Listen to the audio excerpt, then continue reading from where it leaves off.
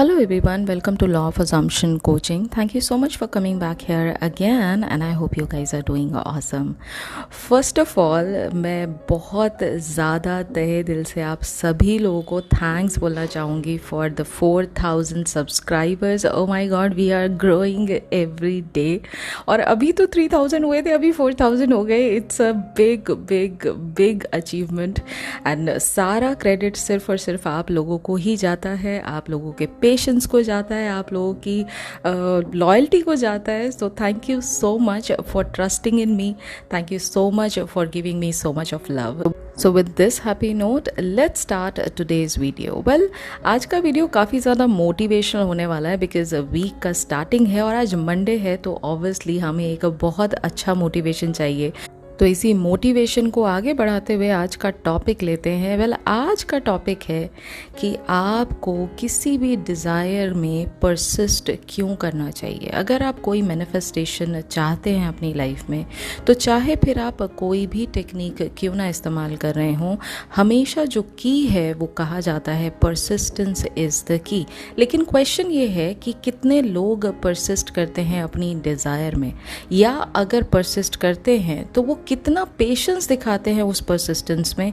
आज इसके बारे में बात करेंगे कि जब आप किसी डिज़ायर के मैनिफेस्टेशन को लेकर परसिस्टेंस अपनाते हैं तो आपके अंदर क्या बदलाव होते हैं और कैसे आपकी जो चीज़ें हैं वो टर्न आउट होती हैं आपकी रियलिटी में.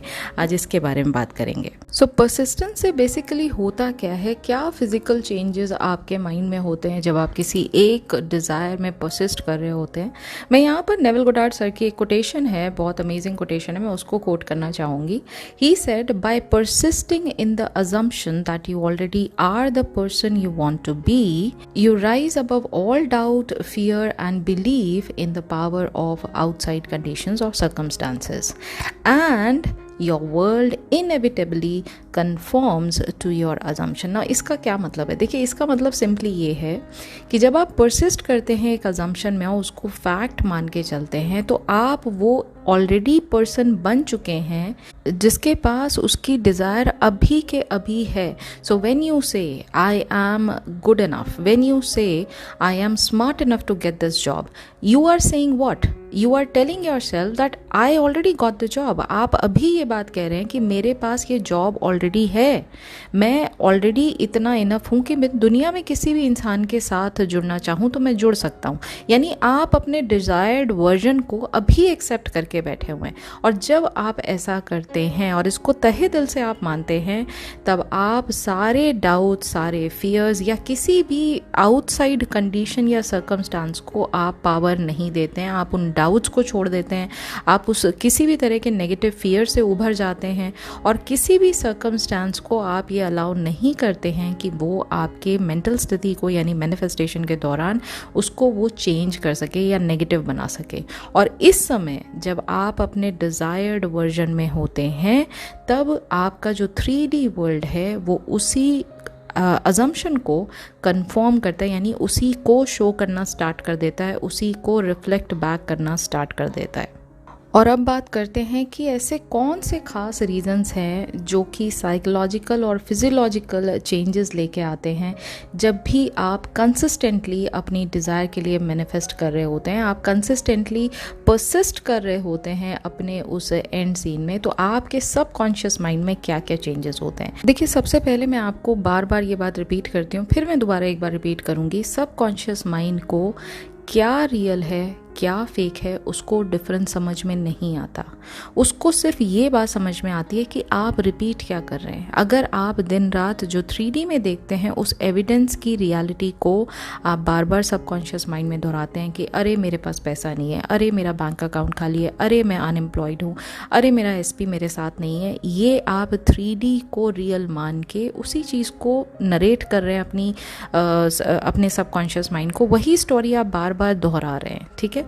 अब सबकॉन्शियस माइंड, जैसा मैंने कहा कि वो सिर्फ आपकी बात सुनता है, आप जो बात उसको बार बार रिपीट करते हैं वो वही बात को सच्चाई मान लेता है। जब आप परसिस्ट करते हैं अपने मैनिफेस्टेशन में या अपनी डिज़ायर में, तो आप कंटिन्यूसली फीड कर रहे हैं अपने सबकॉन्शियस माइंड को उन स्पेसिफिक थॉट्स के साथ और इमेजेस के साथ जो आपको 3D में चाहिए, जिसको आप अभी माइंड में क्रिएट कर रहे हो और बार बार रिपीट करके ये बात दोहरा रहे हो आप सबकॉन्शियस माइंड को कि ये तो मेरे पास ऑलरेडी हो चुका है, ये तो मेरे पास आ चुका है।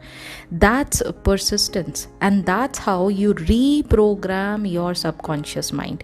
जब आप ऐसा करते हैं तो अब मैं इसका साइंटिफिक रीज़न आपको देती हूँ। सबसे पहले आप ऐसे रेपिटेटिव प्रोसेस से न्यूरल पाथवेज जो हैं, नए न्यूरल पाथवेज जो हैं उनको क्रिएट करते हैं। तो रेपिटेशन जो है वो न्यूरल कनेक्शंस को स्ट्रेंथन करता है, इसीलिए रेपिटेशन इज़ द की। इसीलिए परसिस्टेंस को हम बार बार कहते हैं कि चाहे कुछ भी हो आपके 3D में, आप परसिस्ट करते रहिए अपने एंड गोल में और सूनर और लेटर आप उस चीज़ को देख पाएंगे। तो जैसे जब आप कोई नई स्किल सेट लर्न करते हैं, फिर चाहे वो लैंग्वेज लर्निंग की बात हो, चाहे वो सिंगिंग की बात हो, चाहे वो ड्राइविंग की बात हो, जब भी आप कोई नई स्किल सेट लर्न करते हैं और उसको बार बार रिपीट करते रहते हैं, तो क्या होता है एक टाइम के बाद कि वो स्किल आपकी मतलब बाय डिफ़ॉल्ट आपको लगता है कि ये तो मेरे अंदर आता ही है। मतलब जिसको एक बार स्विमिंग आ गई, जिसको एक बार बाइसिकल चलाना आ गया, जिसको एक बार कार ड्राइव करने आ गई, वो लाइफ टाइम उस चीज़ को कभी नहीं भूल पाता है। और इतनी बार उसने चलाया होता है कि वो इनबाइब हो जाती है उसके माइंड में ना, वो जैसे DNA आपके अंदर आ जाता है ना उस चीज़ का, ऐसे हो जाता है वो। तो जब भी आप अपनी डिज़ायर में परसिस्ट करते हैं और रिपीटेडली उसी बात पर फोकस करते हैं कि ये डिज़ायर आपकी अपनी हो चुकी है, तब आप ऐसे न्यूरल पाथवेज को क्रिएट करते हैं जो कि आपके डिज़ायर के फुलफिलमेंट से एसोसिएटेड है, ठीक है, जिससे आपकी न्यू रियलिटी का क्रिएशन होता है। दूसरा इंपॉर्टेंट पॉइंट जो यहाँ पर है वो है बिकॉज ऑफ रेपिटेशन। जब भी आप चीज़ों को रिपीट करते हैं, आप अपने लिमिटिंग बिलीव्स को रीराइट कर रहे होते हैं।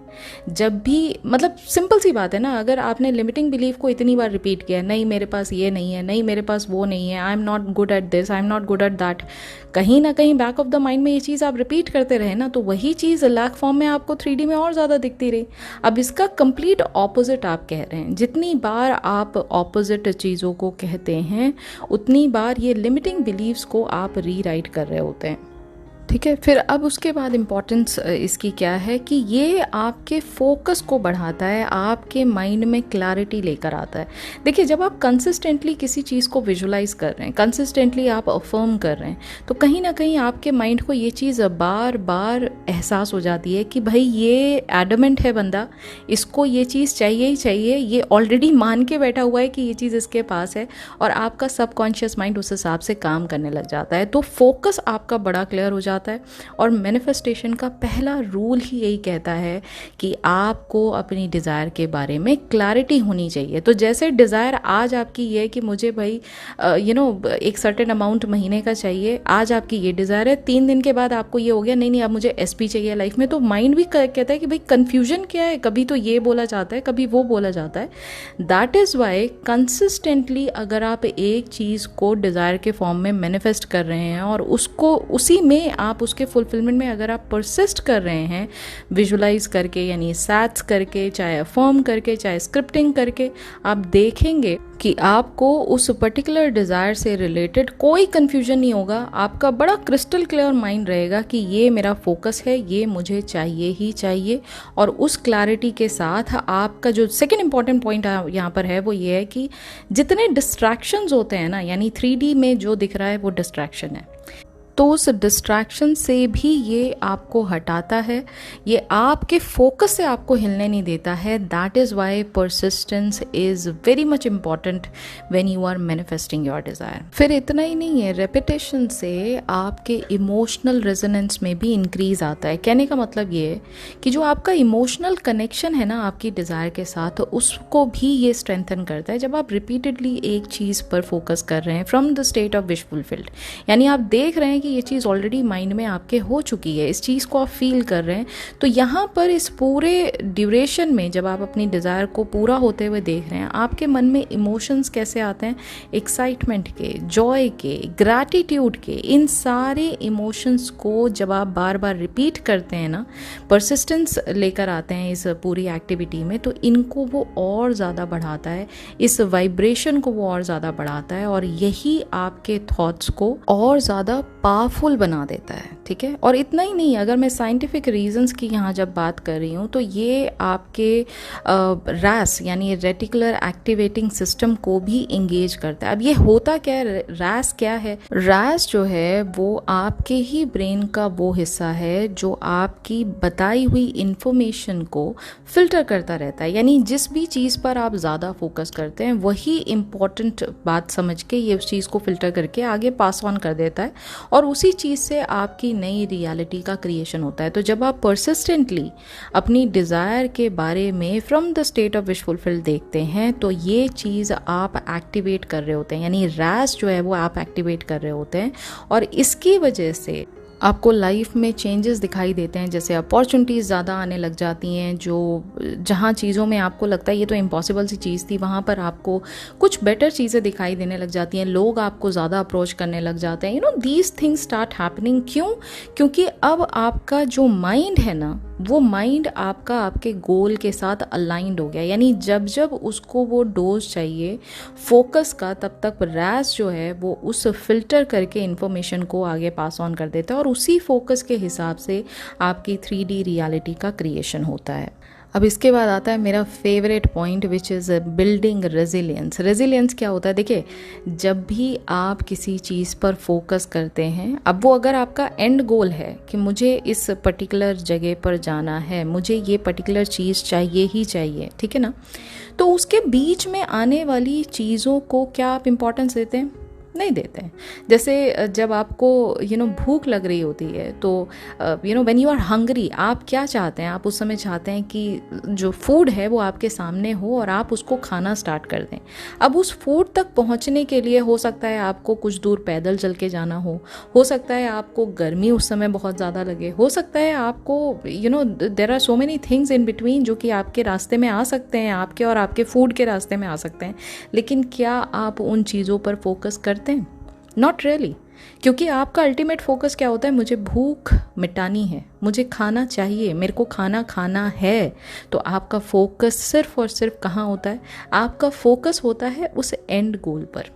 तो ऐसे ही जब आप परसिस्ट करते हैं अपनी डिज़ायर में, तो डिस्पाइट ऑल द ऑब्स्टेकल, चाहे वो कितने ही बड़े बड़े ऑब्स्टेकल आपके 3D में आए, कितने ही सेटबैक आपके 3D में क्यों ना आए, आपका माइंड उस चीज़ को अवॉइड करने में केपेबल होता है। क्यों? क्योंकि आपने उसको ट्रेनिंग ऐसी दी है, आपने उसको फोकस बताया कि भाई वहाँ पहुँचना है, उसके बीच में कुछ भी आता रहे ना, it doesn't matter. It doesn't matter कि मेरे को इस रास्ते के बीच में क्या दिखाई दे रहा है, मुझे उस जगह पहुंचना है और मैं वहां पर पहुंच के रहूंगा। सिंपल सी बात है, ठीक है ना। तो ये आपका रेजिलियंस जो है उसको बढ़ाता है और आपको कमिटेड बनाता है कि आपको आपके गोल से वंचित नहीं होने देना है, आपको आपके गोल से डिस्ट्रैक्ट नहीं होने देना है। आप अपने गोल के प्रति लॉयल हैं, आप अपनी इमेजिनेशन के प्रति लॉयल हैं, आप अपने जो एंड डिज़ायर है आपकी उसके प्रति 100% कमिटमेंट शो कर रहे हैं। चाहे आपको रिजल्ट्स इमीडिएटली ना भी दिखें, तब भी आप ये बात जानते हैं कि सूनर और लेटर ये चीज़ मेरे सामने आएगी। अब मैं यहाँ पर ना एक बहुत छोटा सा एग्जाम्पल दूंगी आपको, और बड़ा इंटरेस्टिंग एग्जाम्पल है, आप सबके साथ ही कहीं ना कहीं हुआ होगा। आप ये सोचो कि आप किसी काम के लिए ना कहीं जा रहे हो, एक ऐसा ऑफिस है जहाँ पर वो पर्टिकुलर काम कराने के लिए आपको बहुत धक्के खाने पड़ रहे हैं और आप वहाँ पर जा रहे हो। सपोज करो एक गवर्नमेंट ऑफिस है जहाँ पर बहुत लेट सुनवाई होती है किसी चीज़ की और आप वहाँ पर लगातार जा रहे हो। अब क्योंकि आप वहाँ उस ऑफिस के आगे रोज़ खड़े हो जाते हो, भले चाहे आज आपका नंबर नहीं आया है, लेकिन जो अंदर बैठा हुआ इंसान है जो आपको नोटिस कर रहा है, जो आपको देख रहा है कि बंदा रोज़ आके मेरे ऑफिस के सामने खड़ा हो जाता है और ये जाता ही नहीं है, इसको जितना मर्जी है बोल दो कि नहीं आज नंबर नहीं आएगा, ये बंदा वहीं खड़ा रहता है। आप फिर एक दिन बीतता है, फिर वो आप अगले दिन वहाँ पहुँच जाते हो कि नहीं मेरा ये काम मेरे को पॉसिबल कराना ही कराना है, किसी भी तरह से ये काम कराना है। यू आर 100% श्योर कि आज नहीं कल, कल नहीं परसों, एक दिन वो बंदा जो अंदर बैठा हुआ है ना, जो आपको बिल्कुल नज़रअंदाज कर रहा था, वो आपको बुलाएगा ज़रूर और पूछेगा भाई क्या परेशानी है तेरी, तू यहाँ क्यों रोज़ आके खड़ा हो जाता है, तुझे बता दिया ये काम नहीं हो सकता, फिर भी आप जब उसको ये बात कहोगे कि ये काम मुझे कराना ही कराना है, तो वो पर्सन आपको कुछ ना कुछ सल्यूशंस निकाल के देता है। ऐसा हो ही नहीं सकता कि वो आपकी इस बात को, इस रिक्वेस्ट को वो डिनाई कर दे, क्योंकि वो रोज़ देख रहा है कि आप परसिस्टेंटली उसके सामने रोज़ आके खड़े हो जाते हो, उसके सामने रोज़ यही बात को रिपीट करते हो। तो एक पॉइंट आता है ना कि वो पर्सन भी दुखी हो जाता है कि अच्छा भाई ठीक है, बताओ क्या चाहिए तुम्हें, हम देते हैं, आगे ख़त्म करो, हमें रोज़ रोज़ यहाँ पर आपकी प्रेजेंस नहीं चाहिए। It is exactly like that. आप अपने माइंड को जब एक ही बात दोहराते हो, चाहे 3D में कुछ भी हो जाए, आप माइंड को ये बता रहे हो ये सच्चाई नहीं है, सच्चाई ये है और ये मुझे मिलेगी, ये मेरे को आ चुकी है, मेरे को मिल चुकी है, देखो मैं फील कर रहा हूँ, देखो मैं इमोशंस भी फील कर रहा हूँ, कि माइंड तो वही चीज़ एक्सेप्ट करता है ना जो आप उसको दिखाते हो। तो आपने विजुअलाइज कर लिया, वो सीन दिखा दिया जो आपको चाहिए, प्लस उसके साथ साथ इमोशनली उसको एक्टिवेट भी कर दिया अपनी इमेजिनेशन को। तो भले चाहे 3D आपको कितना डिस्टर्ब करे, एक तरफ लॉजिकल माइंड बार बार कह रहा है कि नहीं नहीं 3D में तो कंप्लीट ऑपोजिट चल रहा है, ऐसे कैसे इस बात को मान लें, लेकिन क्योंकि आपका परसिस्टेंस, आप रोज़ उसी डोर पे जाके खड़े हो जहां आपको पता है कि एक पॉइंट ऐसा आएगा जब आई will be given what I want, ये परसिस्टेंस कहलाता है और एंड ऑफ द डे आपको वो चीज़ मिलती ही मिलती है। इसलिए कहा जाता है परसिस्टेंस इज़ द की। और यहाँ क्योंकि परसिस्टेंस की बात हो रही है तो मैं एक सक्सेस स्टोरी अपनी क्लाइंट की जो कि मुझे आज ही मिली है, मैं आपसे शेयर करना चाहती हूँ। सो 18 फरवरी 2023 को this client who is non Indian, तो उन्होंने मुझे मेरे से सेशन लिया था and she had this burning desire कि उनको ना एक और बेबी चाहिए लाइफ में, and she was craving that baby girl. उनको जेंडर भी पता था कि नहीं मुझे बेबी गर्ल ही चाहिए। शी ऑलरेडी हैज़ 2 बॉयज़, लेकिन वो चाहती थी उनकी लाइफ में ना एक बेबी गर्ल आए। और उनको काफ़ी सारे कॉम्प्लिकेशंस थे फिजिकली, उनको डॉक्टर्स ने मना कर दिया था जिस एज पे हैं वो, जितने सारे कॉम्प्लिकेशंस उनको डिसीजेज़ वगैरह कुछ थे, तो उनको मना कर दिया था कि at this age it is not possible. And she came to me and she told me कि this is my burning desire, I really want to manifest this, और मेरे को पता है कि ये if I will get this desire I will be extremely happy. So she could not take her eyes off, मतलब उनको 3D से बहुत ज़्यादा अटैचमेंट था, वो बार बार 3D की ही बातें किया करती थी, और जिसकी वजह से उनका जो मैनिफेस्टेशन है वो पूरा नहीं हो रहा था, बल्कि उनको कहीं ना कहीं 3D में वही प्रॉब्लम्स बार बार रिपीट होती दिखाई दे रही थी जिससे वो अभी तक परेशान चल रही थी। तो लास्ट ईयर उनका 18 फेब को ऐसे करके मेरे पास मैसेज आया, and then I guided her, I told her, जो भी मुझे गाइडेंस देना था वो सब दिया। नॉट डिस्पाइट उनको 3D में क्या दिख रहा था, डिस्पाइट उनकी फिजिकल कंडीशन उस समय क्या थी, डिस्पाइट इतनी सारे प्रूफ थे उनको उनकी आंखों के सामने कि वो चीज़ उनको, मतलब अगर वो 3D पे भरोसा करें तो वो मैनिफेस्टेशन उनका कभी पॉसिबल नहीं था, उसके बावजूद उन्होंने उन सारी बातों को अवॉइड करके लगातार परसिस्ट किया। और उसके बाद 25 मई को उनका फिर से मैसेज आया ये गुड न्यूज़ देने के लिए कि yes she is having a baby. उनका 6 मंथ का प्रेगनेंसी सक्सेसफुल हो चुका था। और उसके बाद अभी सैटरडे को उन्होंने वापस से मुझे मैसेज किया गुड न्यूज़ देने के लिए कि yes she has given a birth of a beautiful baby girl. ये सक्सेस स्टोरी मैं स्क्रीनशॉट्स के साथ यहाँ आपको लगा के दे रही हूँ, और आप देख सकते हैं यहाँ पर कि उनकी खुशी का ठिकाना नहीं है इस समय कि वो कितनी खुश है।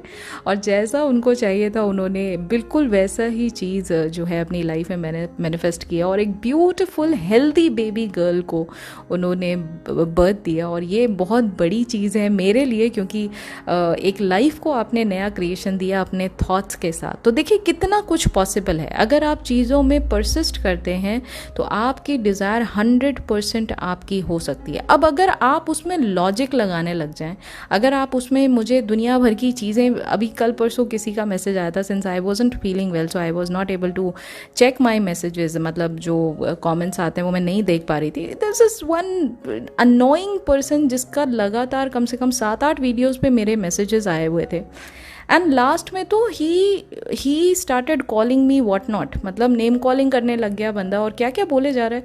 He did not even know what is 3D। मतलब आपको चीज़ों के बारे में पता नहीं है और आप दूसरे को क्वेश्चन कर रहे हो, तो मतलब आप कुएं के मेंढक हो ना। फिर अगर आप इतने लिमिटेड वर्ल्ड में और 3D से ड्रिवन होके अगर आप चीज़ों को देख रहे हो, तो आप मेरे पास क्यों आ रहे हो? ये चैनल थोड़ा ना है फिर आपके लिए। आप जाइए वहाँ पर जहाँ पर आपको 3D चीज़ें सिखाती है और 3D के हिसाब से आप चीज़ों को देखने लग जाइए।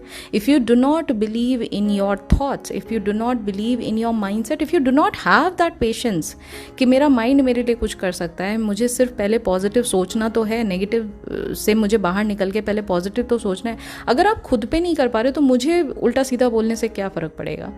I have block that person and later on कभी भी कोई भी अगर ऐसी सिचुएशन मुझे दोबारा फेस करने को मिली, I immediately block you, I immediately discard you from this forum, क्योंकि ये नेगेटिविटी के लिए इस प्लेटफॉर्म पे कोई जगह नहीं है। आपको एक अच्छा प्लेटफॉर्म दिया गया है जहां आपको अगर चीज़ें नहीं पता हैं तो आप माइंड को बड़ा करके अपने आप को हम्बल बना के मुझसे क्वेश्चन पूछ सकते हैं, मेरी पुरानी वीडियोस को देख सकते हैं। मैं प्रूफ के साथ यहाँ पर चीज़ें बताती हूँ।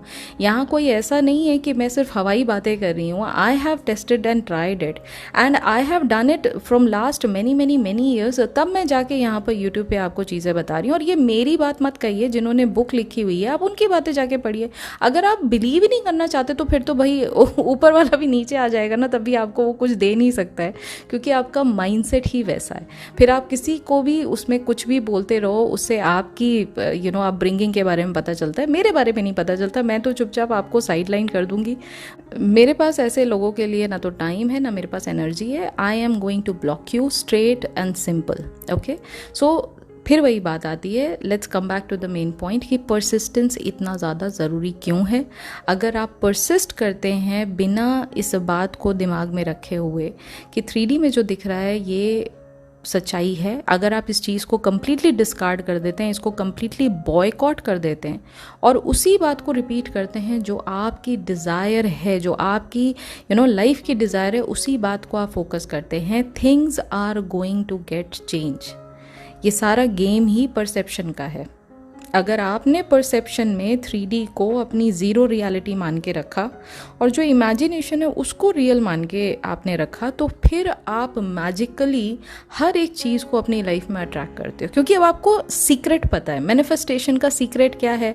Your thoughts create your reality. और सारा काम अगर आपके थॉट्स का है तो थॉट्स को क्या नरिशमेंट देना चाहिए, आपको उन थॉट्स पे कौन से ऐसे थॉट्स हैं जिन पे आपको फोकस करना चाहिए, कौन से ऐसे थॉट्स हैं जिनको आपको एज अ मेमोरी अपने माइंड में रिटेन करके रखना चाहिए, ये रिस्पॉन्सिबिलिटी आपकी हो जाती है। All right, so yes, I hope you have enjoyed today's video. आज की वीडियो काफ़ी डिटेल में मैंने विद साइंटिफिक एक्सप्लेनेशन मैंने आपको बताया, उसके प्रूफ भी दिए। अभी जो रीसेंट सक्सेस स्टोरी है वो मैंने आपको बताया और मुझे लगता है कि ये सारे प्रूफ और ये सारी जो इन्फॉर्मेशन है इससे आपको मोटिवेशन तो आपको मिला ही मिला होगा, प्लस इस बात में भी एहसास हो गया होगा आपको कि जो कमी है वो बेसिकली रेपिटेशन में आ रही है, कमी जो है वो बेसिकली परसिस्टेंस में आ रही है। अगर हम लगातार चीज़ों में परसिस्ट करते हैं तो रिजल्ट हमें वही मिलता है जो हम शुरू से चाहते थे। तो yes, that's it for today. अगर आज की वीडियो आपको पसंद आई तो please do not forget to give it a big fat thumbs up. एक बड़ा सा लाइक ज़रूर कीजिएगा, कमेंट में मुझे लिखकर ज़रूर बताइएगा कि आज की वीडियो से आपने क्या टेक अवे लिया, आज आपने क्या सीखा। और अगर आप इंटरेस्टेड हैं नेविल गोडार्ड सर की टीचिंग्स को डिटेल में लर्न करने के लिए, so yes, I do offer VIP programme, VIP membership, जहाँ पर हम एक एक बुक को चैप्टर बाय चैप्टर पूरा डिटेल में समझते हैं और हर एक वीडियो जो है एक चैप्टर को डेडिकेटेड होती है। तो अगर आप चाहें तो एक मेरा VIP प्रोग्राम जो है उसको भी आप ज्वाइन कर सकते हैं। On joining that not only you are going to learn about Neville Goddard teaching, but उसके साथ साथ हम वीकली और मंथली चैलेंज भी करते रहते हैं। जैसे आज मैं मैनिफेस्टेशन चैलेंज जो है, किसी भी डिज़ायर को आप मैनिफेस्ट कैसे करें उसका स्टेप बाय स्टेप प्रोसेस मैं वहाँ पर बताऊँगी। तो yes, with a very nominal price, with a detailed explanation on a specific subject. तो आप अगर चाहें तो उसको भी ज्वाइन कर सकते हैं। और अगर आपने मेरा इंस्टाग्राम फॉलो नहीं किया है then do follow me on Instagram as well. मेरा इंस्टाग्राम ID है लॉ ऑफ अजम्पशन कोचिंग, तो या वहाँ पर भी जाके आप मुझे फॉलो कर सकते हैं। वहाँ भी मैं ऑलमोस्ट डेली पोस्टिंग कुछ ना कुछ नेविल गोडार्ड सर से रिलेटेड डालती रहती हूँ, तो it is going to be a good motivator for you. So yes, do follow me over there. And अगर अभी तक आपने इस चैनल को सब्सक्राइब नहीं किया है है then please do subscribe to this channel, क्योंकि इस चैनल पर हम लेकर आते हैं नेवल गोडार्ड सर की teachings but in the most simplified language, ताकि आप उनकी टीचिंग्स को अपने डे टू डे लाइफ में अप्लाई कर सकें और अपने मैनिफेस्टेशन से अपनी 3D को चेंज कर सकें. So yes, that's it for today. I hope you have love today's video. और अब मैं मिलूंगी आपसे कल, तब तक अपना ख्याल रखिए एंड हैप्पी मैनिफेस्टिंग.